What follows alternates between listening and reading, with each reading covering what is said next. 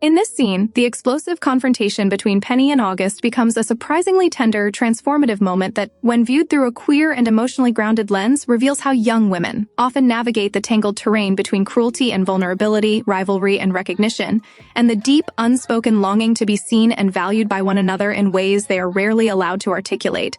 Because what begins as a fight between the school bully and her longtime target very quickly exposes how much both girls have been shaped and wounded by the social pressures that police girlhood, femininity, and emotional expression, especially for girls who do not fit neatly into the boxes they are assigned. Penny enters the scene with a courage that feels raw and familiar to many queer and marginalized viewers. The courage of someone who has lived for years on the outside, made into a spectacle for simply being herself, and who finally decides that silence is no longer survivable. Her trembling voice, her righteous anger, and her insistence on being heard reflect the emotional journey countless queer women know intimately. The moment when you stop shrinking yourself just to make someone else comfortable. August, meanwhile, arrives embodying the glossy cruelty of the popular girl archetype, entitled, dismissive, amused by Penny's pain, but beneath her polished exterior is a girl who has also been quietly collapsing under the weight of expectation, performing confidence in order to mask her own family instability, loneliness, and fear of not being enough. Their clash is initially loud, petty, and adolescent, but underneath it lies a deeper truth, that both girls have been taught to equate femininity with performance, to wield cruelty as self-protection, and to fear vulnerability because revealing too much could be used against them. When Penny finally calls out August's bullying, it's not just an act of resistance, but an act of self-assertion, a refusal to let someone else determine her worth. Queer audiences may feel an echo of their own coming into visibility, that moment of saying enough after years of being dismissed, mocked, or misunderstood. And when August snaps back, revealing the cracks in her own facade, the scene becomes less about punishment and more about two girls confronting the emotional truths they've both buried. Penny's longing to be treated with dignity, and August's longing to be understood rather than idolized or feared. The pool becomes the symbolic heart of the scene, a liminal space where everything that is false dissolves. Social hierarchy, curated personas, the invisible walls between them, and both girls are forced into authenticity simply by the shock of being soaked and stripped of their armor. Falling into the pool disrupts the script they've been performing. Penny's rage softens into guilt and concern the moment August slips, revealing a tenderness that queer women may recognize as the instinct to care even for someone who has hurt you. August's fury collapses into bewilderment and reluctant laughter, exposing her desire for connection even in the midst of conflict. The water becomes a metaphor for emotional baptism, a cleansing that allows both girls to start anew, not as bully and outcast, but as two young women finally able to meet each other without masks. Viewers who have experienced girlhood through a queer lens may find themselves reflected in this sudden shift from antagonism to curiosity, because queer desire in adolescence often grows in the cracks between rivalry and admiration, hostility and fascination, the uncertain dance of trying to understand another girl while not yet understanding oneself. When August complains about her makeup and her phone yet stays close to Penny, when Penny apologizes but also stands her ground, when August jokes about clothes and colors and gently critiques Penny's fashion choices, their banter becomes a form of emotional flirting, not romantic or sexual, but intimate, exploratory, a way of seeing one another without the usual scripts of fear or judgment.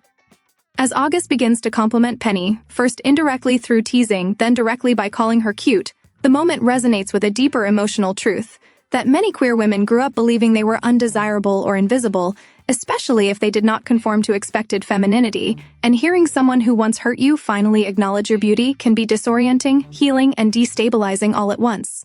Penny's shock when August calls her cute reflects the internalized belief that admiration, especially from another girl, is something she is not supposed to receive. August's hesitance reveals her fear of crossing emotional boundaries she's been taught to suppress. Their connection challenges the broader cultural discomfort with women expressing desire, admiration, or tenderness toward each other in ways that are not instantly sexualized or dismissed as experimentation.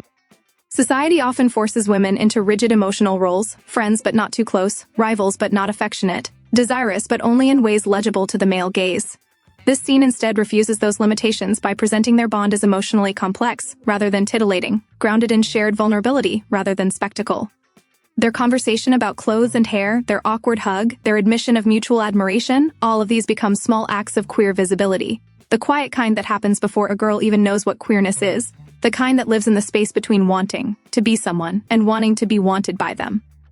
The scene also highlights how women, especially queer women, often navigate emotional repression and the fear of being seen too clearly. Penny has learned to keep her guard up to survive bullying, while August has learned to mask her insecurity with sarcasm and cruelty. Their poolside truce becomes a space where these defenses falter just long enough for something honest to emerge. When August admits Penny looks good, and Penny shyly allows herself to consider the possibility, the interaction mirrors the real-world pressures queer women face to minimize or rationalize their feelings, to treat affection as a joke, to justify their admiration through humor or conflict rather than risk being vulnerable. Here, though, vulnerability becomes a shared experience. Both girls let themselves be visible to each other, acknowledging curiosity and connection without shame. Their unexpected reconciliation speaks to a deeper longing many women carry. The longing to be understood by other women, to be seen beyond labels, to find emotional safety in connection rather than competition. Penny symbolizes authenticity and resilience, the courage to stand in one's truth even when it makes you a target. August symbolizes the fragility hidden beneath perfection, the girl who lashes out because she does not know how to ask for support. Together, they represent two halves of a larger narrative about womanhood, the desire to be free from social pressure and the desire to be loved for who you truly are. Their interaction disrupts the stereotype that girlhood rivalry is shallow or petty. Instead, it reveals rivalry as a reflection of deeper emotional wounds, often rooted in insecurity, fear, and longing. For queer audiences, the emotional charge of the moment lies not in physical closeness, but in recognition. The recognition of how many queer relationships begin in confusion, how many young lesbians and queer women have felt affection for girls who were both admired and feared, how often closeness between girls is policed or mocked, until it becomes something they feel they must hide. When August lingers and invites Penny to explore new emotional territory, not in a sexual way, but in a curious, vulnerable, identity-forming way, it becomes an affirmation that the desire for connection between girls is valid and meaningful. When Penny allows herself to say yes, to move toward possibility instead of retreat, the scene becomes a moment of queer becoming, messy, surprising, and deeply human.